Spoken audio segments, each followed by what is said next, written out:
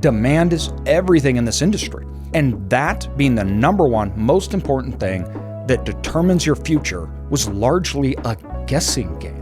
Every day, hotels know what their competitors' average price is, what their occupancy, and what their RevPAR is, so that when they're underwriting, they understand, is this a good area for a hotel? We're trying to bring that same level of rigor and quality data to everyone in storage so that we all make better decisions. I think this is one of the largest structural shifts in underwriting history for self-storage. Everyone in storage will make more money in the next 5 to 10 years because of this foundation. We're proud to announce that we're releasing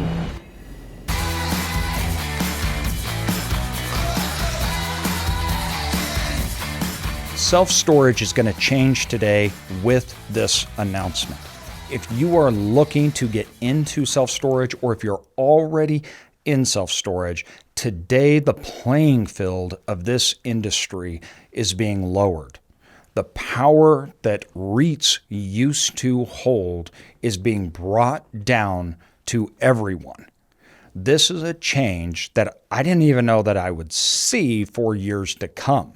It's something that we've been waiting for, and I'm so excited. This is powerful stuff, and it puts that power in your hands.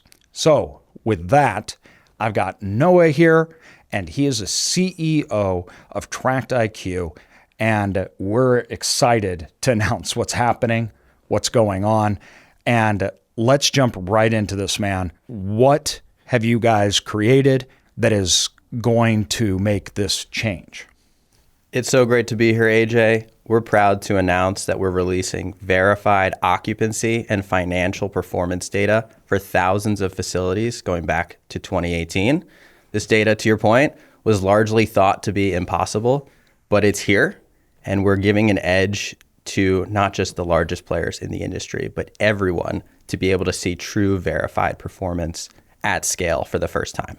Now, we're going to put this in perspective before we continue.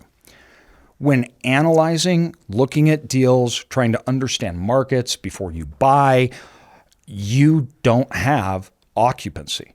You don't have financial data of competitors. It is largely a guessing game in which we are looking at rates and secret shopping to try to find out if they're full or not. That means people are buying into markets, sometimes assets that are worth $20+ million down to $500,000 without knowing what the competitors, how they're performing, without knowing if there's occupancy or not. Demand is everything in this industry. And that being the number one most important thing that determines your future was largely a guessing game. And this allows us to actually know if they're occupied. What is the occupancy in this market?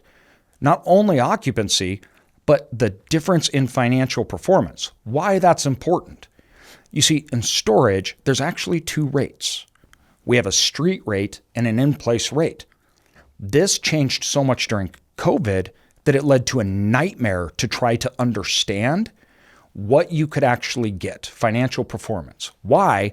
Because street rates lowered to act as a marketing tool to get people in, and in-place rates went up. We can't see in-place rates. That means you may be looking at a market and a 10 by 10 may be $60 from competitor A, but in reality, the rates they're charging are $150 for that unit. Try to imagine underwriting an asset or a business when you don't even know what they're charging for the product and you don't even know if there's demand for it. That is the environment that we have been in for the history of self-storage, but it got even worse after COVID because of that displacement. And we were buying these assets and trying to run them in this market. That's changed. I think this is one of the largest structural shifts in underwriting history for self-storage. And I think you painted a really good picture. I want to dive even further and deeper into how we've been underwriting historically in self-storage. And I'll rattle off at least what a lot of groups have talked to me about in the last almost decade of being in self-storage, right? When you look for a storage opportunity in the history of the industry, you would say things like, I'm looking for areas where supply per capita is below 10. I want the street price of a 10 by 10 to be $150 or higher for climate control. I want a lot of new housing coming into the market. I want to know that the new units are opening. I want the median incomes to be $75,000 or higher. I want healthy population growth. And that way we're getting into a market with really compelling supply-demand characteristics. I probably sounded a little intelligent saying exactly what I was saying. But all of those are peripheral metrics. Imagine if you were subjective. And subjective, right? Supply per capita. We measure the square footage of storage facilities divided by the population. All these other things are estimates of what we think a market could do and what a facility could do in the future. We've never actually had occupancy data at scale. Yeah. We've never had in-place rents or expenses at scale. And I think it flips this narrative on its entire head. And if you even think about, you mentioned buying a business, if you buy a stock, if you're going to analyze Coke versus Pepsi, you're not going to look necessarily at the supply per capita of beverage consumption by country to decide what stock to buy. You're going to look at their financials. You're going to look at their multiples. You're going to look at their earnings and their future earning potential. And I think that shift is so exciting and such an unlock for everyone, not just smaller operators, but I think everyone will benefit from this data being transparent at scale. You got to understand, this has been my mission for the last 15 years. The reason why this is important, because the competitive advantage of the big company, meaning the REITs, they have such massive size and scale. They know this information. Why? Because in a market, they have so many assets, so many facilities. They're pulling the own market information and they're looking at it and they can determine on that acquisition. Everyone else doesn't have this. That competitive advantage is so extreme. When we started with Lance and others, when we started the association, which became the largest association, when we started to get into technology, it was to bring these tools that were creating barriers of entry, which would consolidate the industry and kick all of us, even big players, out of it, down.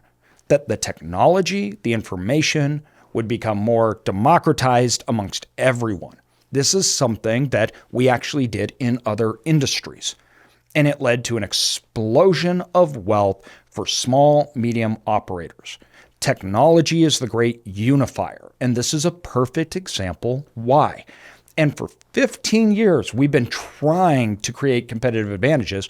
And to be frank, that is nothing that we could ever achieve on our own. Not only everything was meant to be mass, but without TractIQ, that wasn't even something I could even figure out how to solve. There was no way that I could figure out how to solve this barrier of entry. And it is the number one defining factor when looking at a market and trying to find deals. It's everything. And I think when you see verified operating performance being occupancy and achieve rents at scale, it will never be the same. And we'll even take you, which I have so much respect for you and your organization and your investment company and all the things that you're doing. It's really inspiring. How many properties would you say you currently have in terms of self-storage today? 37 large, big facilities. 37 large, big facilities. With those 37, you've been able to do amazing things. You've looked at correlations between move-ins and rates. You've looked at lots of metrics and you use data to make sure you're operating your facilities the best and you're looking for areas the best. This unlock, we're actually going to have more than 100 times more operating stores than what you have today in all markets across the country since 2018. And this is all data that we're getting because they have CMBS loans and they have certain reporting disclosure requirements. And we're partnering with a company called TractIQ to make this possible. But even just going from 30 stores to almost 4,000. 400 plus million in assets. And this is unthinkable at our size. Mm-hmm. And two, I don't even view us as a large, big player. I know companies that are in our association. These are multi-billion dollar companies, everyone. They can't do this. They were doing it the same way that we were, and they're worth billions. Yeah, and even if you think of occupancy data in the history of the industry, when people talk about storage, where do you look to see occupancy, right? You'll look at your own stores. So maybe you'll have anywhere from 1 to 100 data points, even if you're a big operator. And you guys are mid to large scale size, right? But that's only 37 data points. In the history of occupancy, the thing we really look to is what the REITs report. And every quarter, the REITs will provide their earnings, they'll provide their stabilized occupancy and achieve rents. And people will look to that and say, look, occupancy is 92%, occupancy is 95%, or whatever it is. In reality, that's only a subset of their best performing stores has driven the entire conversation around occupancy to the point where most investors, even though they're really smart, we've kind of given up hope that it would be possible to get this data. So we do other things like let's build a predictive algorithm to estimate future demand if interest rates drop. Let's estimate occupancy because we're going to call a couple of managers and maybe they'll tell you the truth. Maybe they'll tell you it's 88, 89%. Which then too is even a small set of the market. I think this release will be the defining characteristic where we'll look back in the history of self-storage, flabbergasted that we deployed billions of dollars of capital into markets without knowing the fundamental operating performances of stores. I completely agree. So I haven't even told you this, but I have a case study on this. So I have a case study which is unique because one of our top performing assets, we went into a market that was a subset, smaller market of a larger market, and we bought, I think, 4 facilities in that market. They were big facilities. It equaled to be roughly in our 4 or 5 mile radius, whatnot, 50% of the assets. That meant we pretty much controlled the market. Within that market, when we were buying, we were at 50 cents a square foot. Now, that was revenue that we could achieve from rates a month. So 50 cents per square foot a month. That market had square foot per capita of over 15. So that would be under the guidelines that we had, right? It's oversupply or whatever. Within that market, in a 5-year period of time, because of that information, we took 50-cent rates to $1.50. That's a 3x on gross revenue. The whole market followed us up with that, and we fundamentally changed the market. Now, in order to achieve that in this smaller market, we had to deploy huge amounts of capital. We had to, first of all, risk not knowing going into it. And that was at a time when self-storage was more young in the industry, right? That same market today, I couldn't do this. That is almost unachievable in every market in the United States, completely, unless you're willing to just buy all in a market. You also risk your capital. But the point of that example is it shows you the power of having this data. It also shows you why REITs got so big and how they can consolidate and how they're not using guesswork when everybody else in the industry, including billion-dollar companies, are. It is a massive lowering of risk when entering in a market because you know what you're buying, advantage, as well as performance to increase rates, know what you can charge, know what that market's actually doing, and how to operate within it.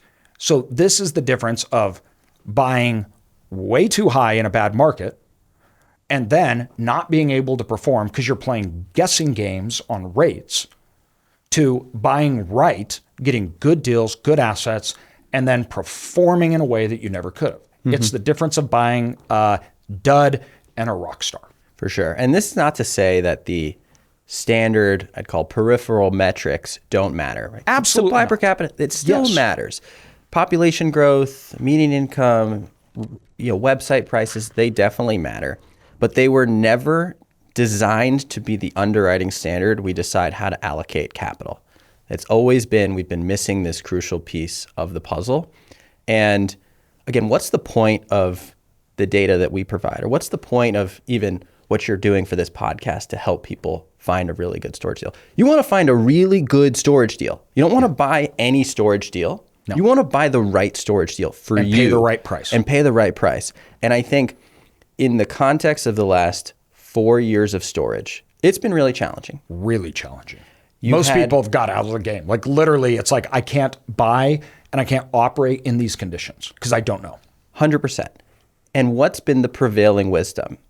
The prevailing wisdom is interest rates increased, which causes the housing market to slow down, which causes general mobility to slow down. So the demand for storage slows down, right? And all of those things, there's truth to all of that. But what we've really been missing is, and what has not been talked about as much, is the amount of mistakes that the industry has made because we've invested in areas that didn't deserve investment, that were oversupplied, or did not have the demand through the operating performance of a location. If the supply per capita is 3 within a 3-mile radius and there's 100,000 people, that sounds really great, especially if street rates are $150 plus.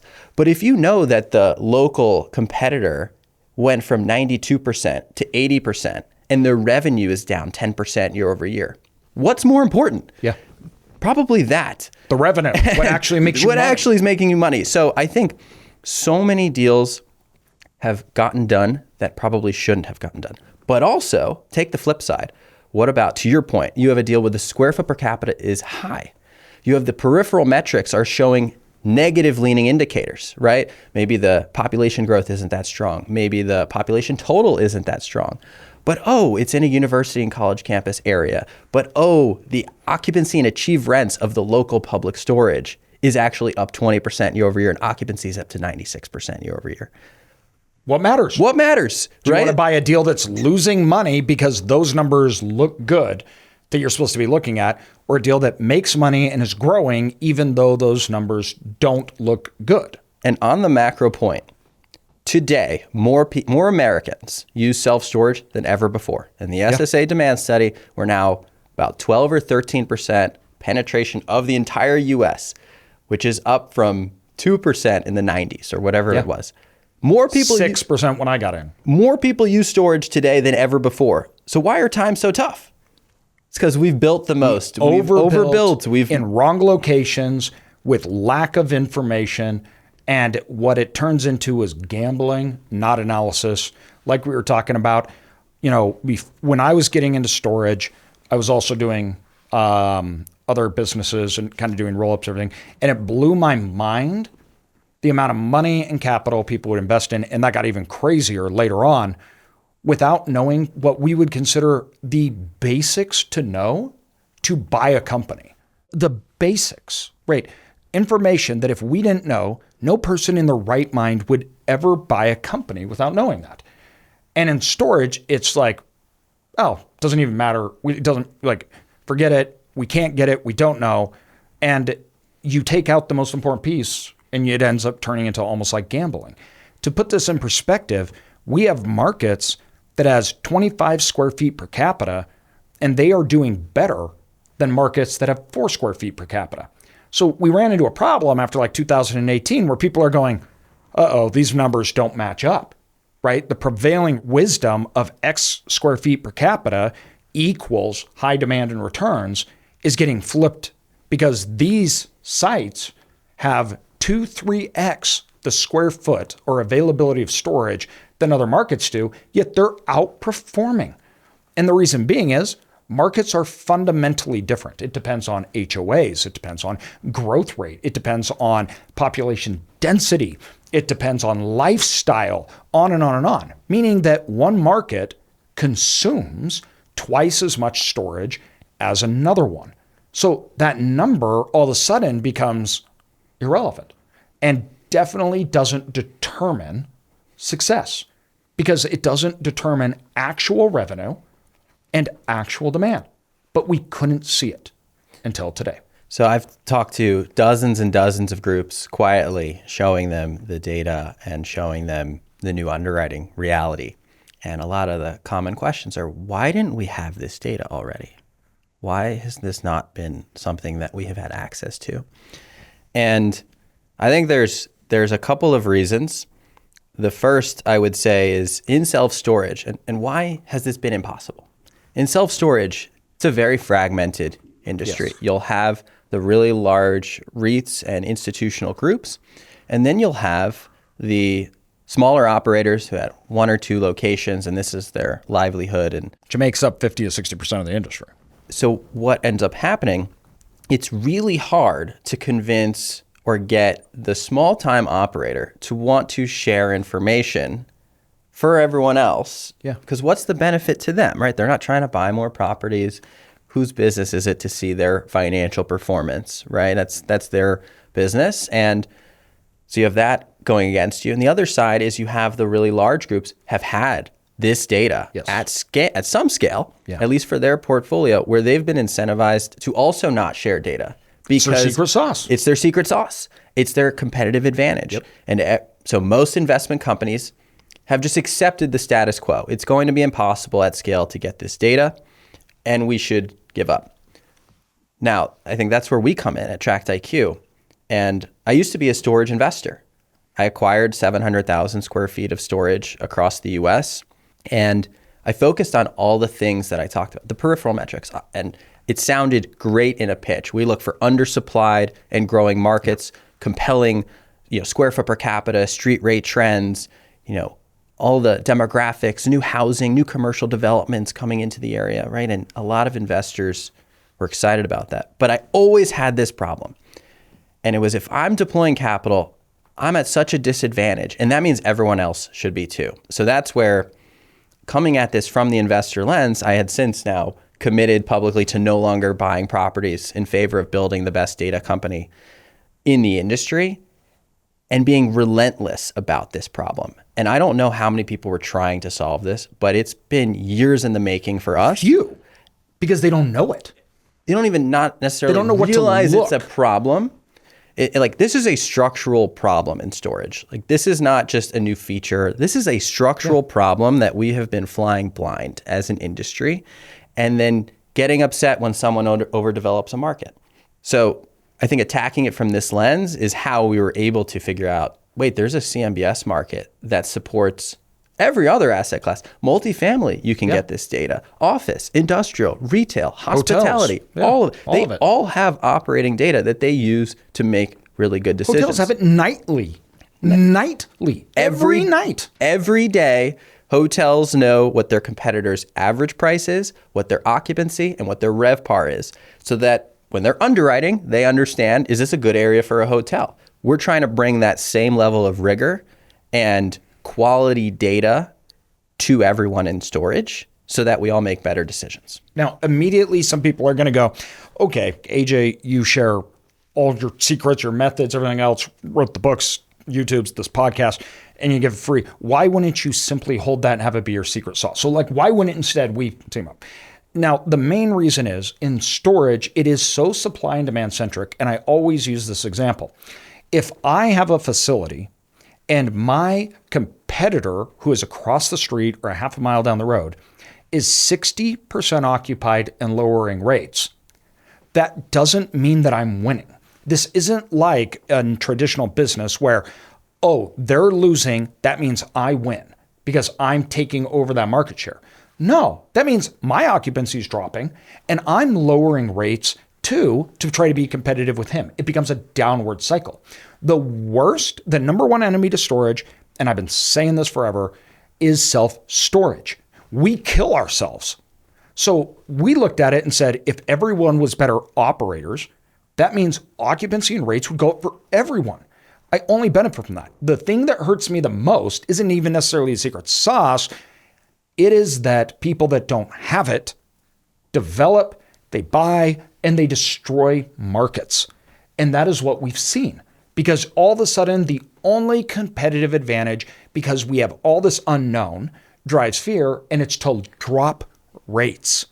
And that's why after 2021, we had rate collapse, which was bigger than we had in the great financial crisis, which was a real estate crisis. We saw rates in 1 year drop more by 2x than we saw in the financial crisis. Think about that for a second. I was hurt. Everybody was hurt in this industry. Our worst nightmare is ourselves. And we do this because of unknowns, and it becomes a speculation. The fundamentals are what's important. And this is why we've supported technology. This is why we've supported particularly technology that is driven by operators. This was the same thing with tenant. It was operator-created property management software, right? You were in storage. We teamed up with you because you got it, you knew it, and storage operators help you and your storage operator to create a product that we actually need. Instead of tech industry creating a product that they can monetize and sell to storage operators to perform functionality that they see and need. They're not coming from it with that view. So when you look at the tools and things that you've been able to create, it's from a totally different lens. This is wildly different, and it helps everyone, including us. The idea that you guys came up with and what you're doing to pull CMBS data, I can imagine that this not only, first of all, it shocked operators like ourselves because we can actually get the data, but I can imagine maybe some other people weren't as happy about that because all of a sudden it's their data being pulled. And so when everybody else benefits, they're going, oh, okay, that kind of takes away our secret sauce. The thing for us, though, was that was confined to, let's just be honest, basically the REITs. Like even large operators, they don't have even close to that scale. $1 billion, $2 billion in real estate across the United States. I mean, that may mean you have two assets in literally 10 different markets. And you represent 0.00% of the supply in that individual market. I want to hit on that point about operators potentially being unhappy with this data being released. I think it's a great point, and I've been asked this. And to your earlier point, we've been approached. Could we use this data for our own investments? I would make the case that if you just think about occupancy, if the qualified market actually understands the occupancy trend of your location, what is the harm to your store? If the occupancy goes from 90 to 75% at your location and qualified buyers and developers see that, what are they going to imply? They're not going to develop. They're not going to want to develop. Nope. They might not want to expand locally, and they might manage their stores a little bit differently because there's some softness in the market. And then take the opposite side. If you're doing really, really well in that market, your achieved rents are up, your occupancy is high, the demand for storage is so overwhelming. Do you know who else would be excited about that? Housing developers, commercial developers, all real estate developers. It's another data point in their quiver, another arrow in their quiver where they can say this area is ripe for future development of all types, not just self-storage. So I would make the case that when you add transparency to the industry, it's going to make better decisions, and it will actually protect you if you're in a store absolutely that is doing poorly. And take this, I've gotten this question as well, is, well, what's the advantage in storage now if everyone has this data? And I would say, when you look at the stock market, if you talk to the leading hedge funds of the world, you talk to activist investors, you talk to the algorithmic traders, you talk to all of this, is there alpha, or is there any money to be made in the market? Of course there's money to be made in the market. There is an agreed upon standard of data that everyone has. The rest is really up to you. If you think you can buy a company and run it better, bingo, go do it. Go do it. If you think there's a new unique strategy, or you have additional data sets, right? Because we don't have the amount or the depth of data on your portfolio that you do, right? Go utilize it, right? But it's going to allow us to have a way better foundation to make decisions. And I would argue, if you look at the stock prices of the REITs, if you look at the top groups in all of storage, and you ask them, how did we do in the last 4 years as an industry? They would all say poorly. Yes. And one of the biggest reasons is because the industry keeps killing itself with bad decisions. This comes back down to this is a structural thing. So when I look at like our competitive advantage, of course, we have like technology, everything else. We talk about operations, deal flow, on and on and on. But when we look at structural data, information that we're getting, that is a weak spot that we don't think, oh, that's just for us. We think that's a weak spot, and it worries us about our competition, competitors, right? I can use another case study. This is a perfect example of this. We had a large facility that I had bought after 2008, right? Pennies on the dollar. Huge, 200,000 square feet. This is now I don't know, 10 years plus later. Someone from out of state, from Southern California came up and they bought land right next to us and they're building a facility. So because we share data, we want everybody to do better. We go talk to them and we're like, hey, we know you're going to build a facility here. And maybe what he didn't know is things were suffering. So we're like, we would love to talk to you and talk about like what we're seeing, occupancy, see what kind of units you're buying and everything. And the guy was frankly a jerk. And I think he looked at us like, oh, you're like Idaho country bumpkins. I do big business, everything else. And he's like, I'm not afraid of competition. I'm not, this.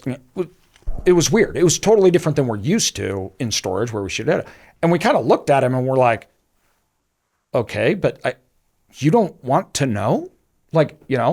And it was this competition centric. And so we're like, all right. So he goes and he builds this facility because he talks about how I understand, blah, blah, blah, blah. He can't fill up, out of state. He ends up having to run the facility. And you know what we did? Because his basis was, I don't know, $10, $15 million. Mine was $1.5 million on 200,000 square feet. He was 1/3 size. So I just went over and I said, all right, drop our rates by 60%. Because my basis was so low, I could be profitable, make money, everything else. It didn't matter. His basis was so high that he had to have rates at a certain level to pay the bills. And so he ends up having to run the facility himself and ends up selling that thing at pennies on the dollar because he's like, oh, I can wait. I'm a long-term blah, blah, blah.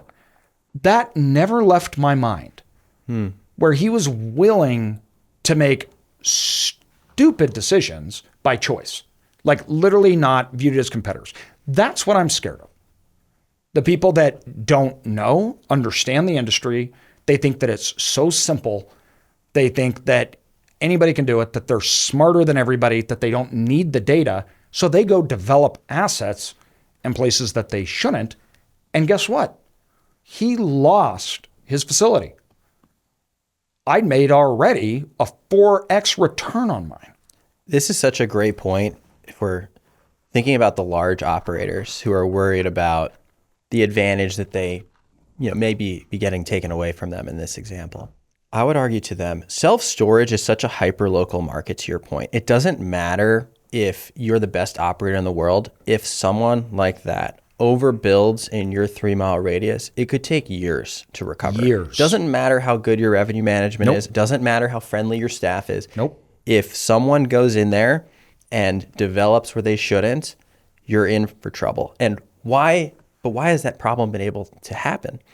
It's because we haven't had data like this. We don't know. Instead, what we can have now is when you go for your loan to get approved to do that expansion, or you go to your investors to get approved to do that expansion, they're going to request verified occupancy or verified operating performance to justify the stabilized NOI of the market, which is in this data set. Stabilized NOI, not something anyone talks about on in storage about like what we need to look for markets.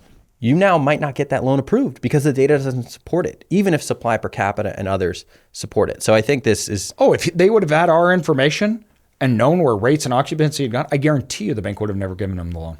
100%. So I think a lot of this is beneficial for all operators, even if it makes you slightly uncomfortable, because this is a structural shift. And in structural shifts, it might be a little uncomfortable for a period of time, but I do think everyone in storage will make more money in the next 5 to 10 years and longer because of this foundation. Oh, sooner. Because this brings to another side of the coin. We're talking about buying, analyzing. Now, let's say that I own a facility.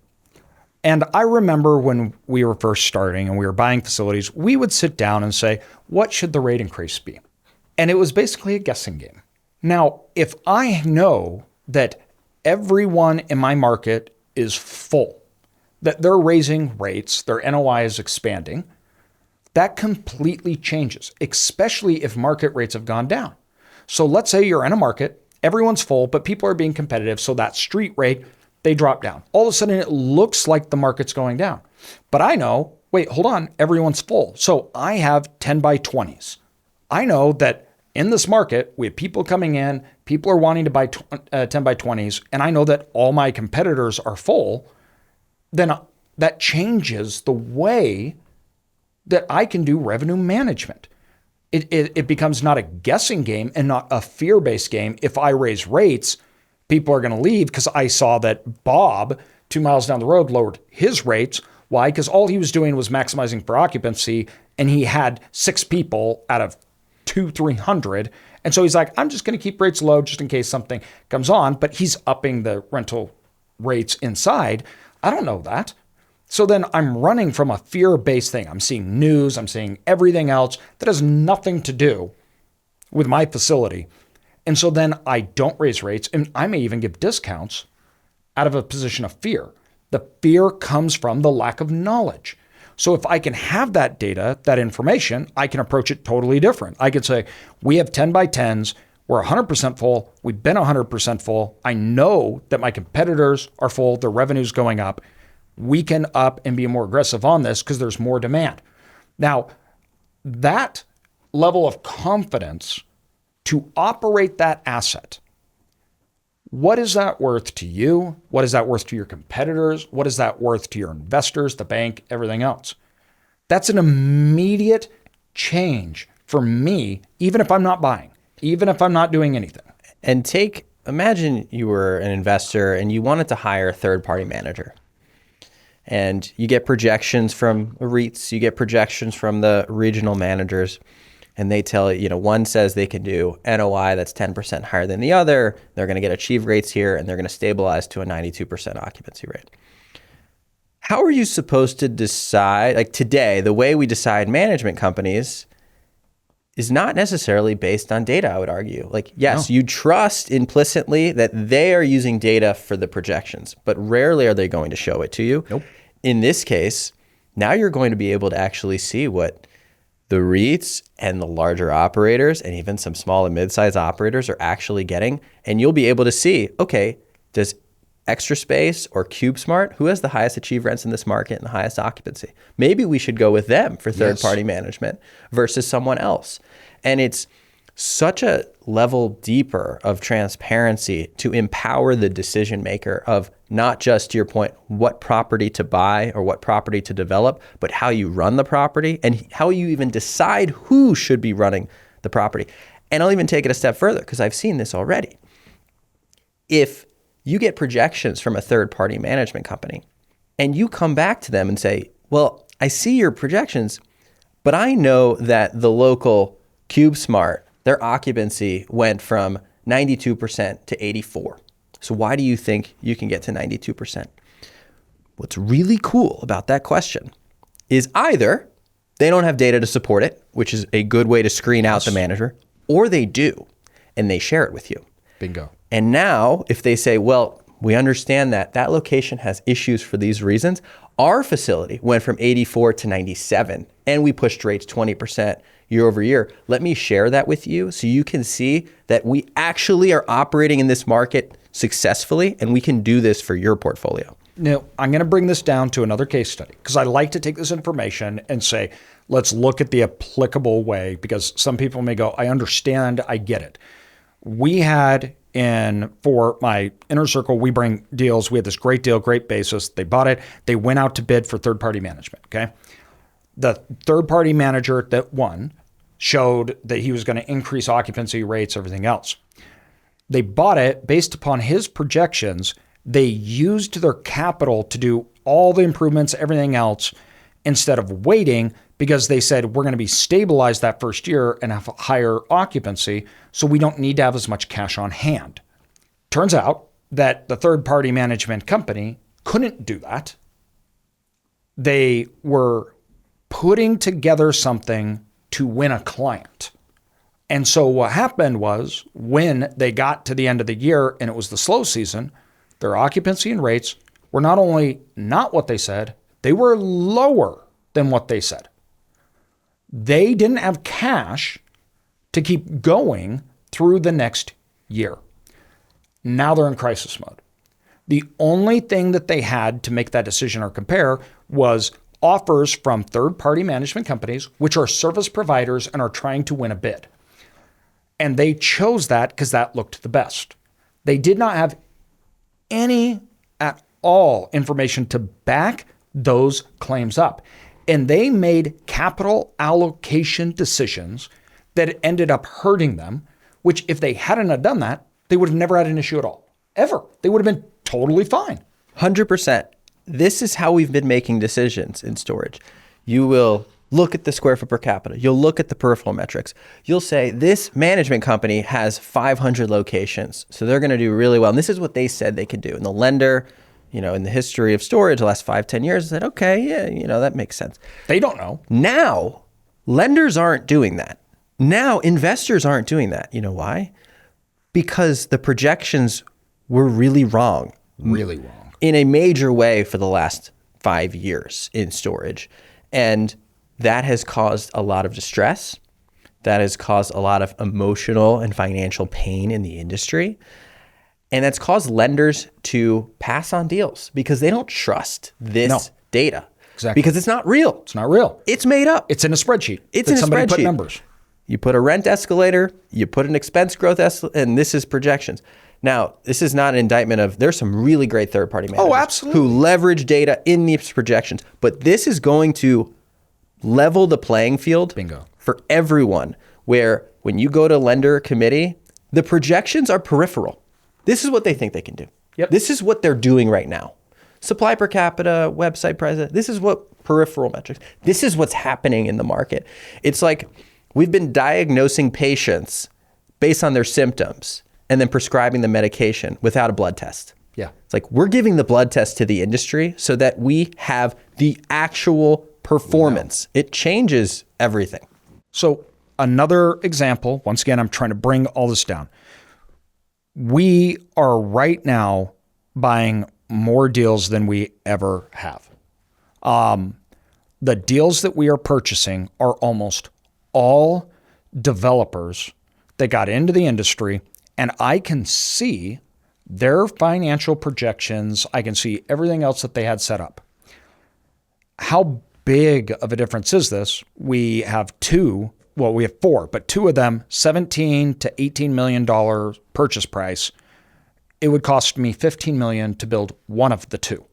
These are massive institutional grade assets. That is a cost reduction of incredible proportions. I have not made those kind of deals since 2009 and 10, to put this in perspective. Yet we are not in a financial crisis, yet we're able to buy it. The reason being was their numbers, their data, everything else, so off. And so then once the financial institution comes, they need to move it into a perm loan. All of a sudden, they're looking at it saying, we're redoing underwriting. Everything is going to the worst extreme that we can get because we don't know. We don't trust any of the underwriting that we had. And so now your debt coverage ratio, right, combined with our projections, which is just everything gets lower and everything worse because we don't know, means that you have to bring $5 million to the table to make sure that your loan to value is on par. So now we have developers that have these incredible properties. They shouldn't be losing them. They're looking at them and they're going, I'm already losing money. I have to risk $5 million more to even try to make it. And they're going, no, we're not going to do that. And so they're walking away from the properties. And two, one of the reasons they're walking away, they don't have the data to know. They're questioning their own projections. They're questioning everything. Bank of America released data showing how underwriting compared to actual performance across the major asset classes: industrial, retail, office, hospitality, multifamily. Industrial, which I think storage is looped in this example. In the last couple of years, underwriting has missed by between 10 and 20%. So what was underwritten to the bank versus the actual performance was around 10 to 20% in the wrong direction. Yeah. Do you want to know where underwriting was actually understated and positive of those asset classes? Hospitality. Hospitality was anywhere from 2 to 8% above underwriting, meaning the performance of the properties in that loan cohort were better than how they were underwritten. What does that mean? Now, of course, hotels have performed better and pretty decently in the last couple of years, but That's not really the point. Projections. It's the projections. People are underwriting accurately. And when we say conservative underwriting, that's actually a demonstration of really good conservative underwriting where they had actually up to 5 to 7% upside in the performance versus what they underwrote. What does that mean? If the performance of the property is better than your underwriting, it means you're going to cash flow. It means that the property is supporting itself. It means you can make dividends, distributions. It means that you can further invest and take maybe capital from that project into another project that's deserving. What if the opposite happens? What if you are 20% below projections? That is your margin or more. It means your capital might be imploded. Your equity base might be imploded. You're not going to get the capital back, which means you can't use it for future developments, which maybe means you can never invest in real estate for another 5 to 10 years because people won't trust you with their funds again. It means a lot. And I understand the pain of a bad deal. I really get it. If you've been in storage in the last 5 years and you bought anything, you get it. You have some good deals and you have some bad deals. And I get it. And the emotional and anxiety that you get from a bad deal can eat you alive. And you feel out of control because you don't know what's going on. And no one talks about it. Yeah. When you close a property, I bought a property today, you'll post about it. But how many people have not posted about can't sleep because their loan might go into foreclosure? Yeah. Or they can't sleep because they have to disappoint people who love and trusted them with their money and they're not going to get it back. It sucks. And that is what we want to avoid. Yeah. And this data is a piece to help the industry move on from getting into bad deals and allocate capital properly so that the industry builds and develops and invests where we should. You want to see some bad deals? You can go back. I made a video, by the way, on deals that are struggling for us and versus especially good performing. It's like 3-4 months ago. Check it out. You're exactly right. And two, the thing is, it's everyone. So the amount of operators that I know is basically anyone that was active. Anyone that was active, period. The operators that are generally not struggling were not active in acquisitions, buying, right, anything else. The pro forma numbers versus reality are staggering, right?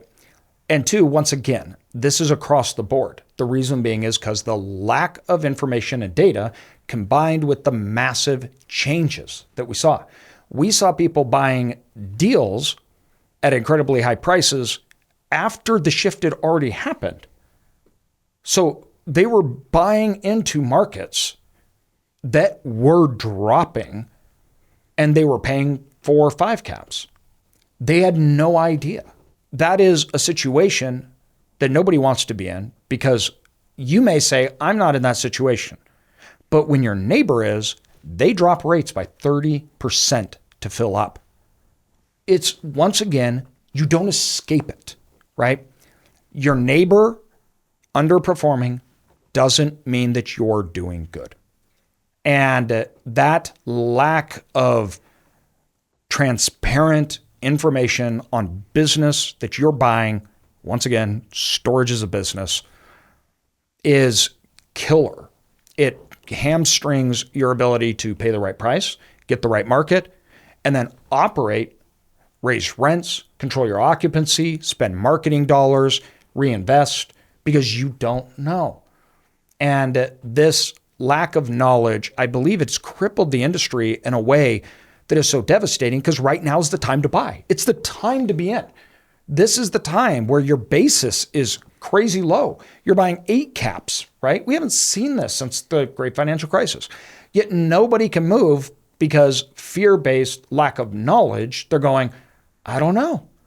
So you're actually doing it at the wrong time when everybody was buying and doing deals at the worst time, and they were doing it from a point of, oh, the industry's doing great. Even when it wasn't, they didn't know and they were still buying. Today, we've had plateaued rates, we've had stabilization.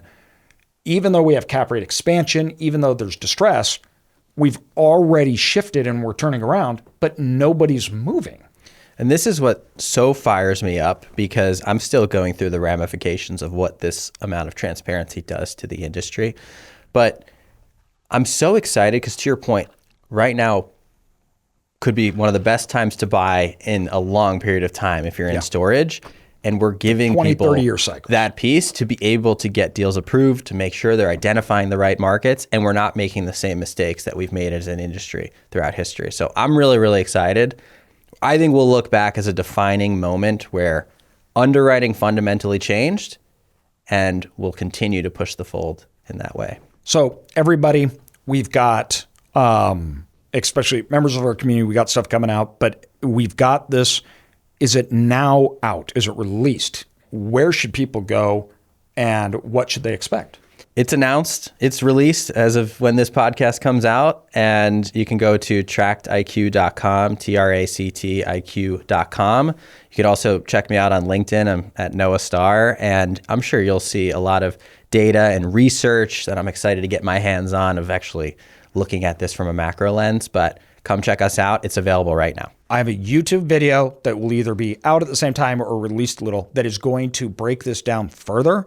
I'm actually going to show you what is happening, market rates, right? We're going to look at these occupancies using these tools. So make sure, you guys, that you're subscribed so that you can actually see this information, not just in discussion format, but actually look at the tools. It'll be much more in depth, obviously, than the release and the power of it. Go check out Noah. Make sure that you guys are signed up. You're following TractIQ. You've already had a discussion with your team, because this is not something that's a competitive advantage. This is something that you can't operate in the future without, when everybody expects it, whether it's banks, everybody else. Once again, this is a change in the industry from this point that will end up being an expectation. This is table stakes now. Yes. When you look back in 5-10 years, it will be a point that's, I can't believe we did it without it. Like, you know what I mean? So, and that's how the structural changes work. Banks, investors, they won't let you do it without it. They're going to say no. Just like before, we could do things without a feasibility study. Nobody's going to allow you to do that today, right? You have to have the competitor rates and everything. This is the same thing that's happening. So make sure you guys tell us in the comments here, what are you seeing in your markets?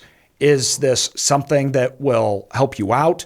How would this have changed deals, opportunities that you're buying?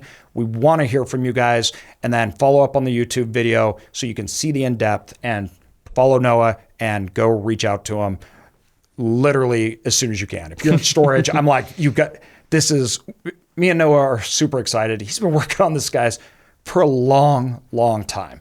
And we're nerds, but we're pumped. I love it. Thank you so much for having me. That's awesome.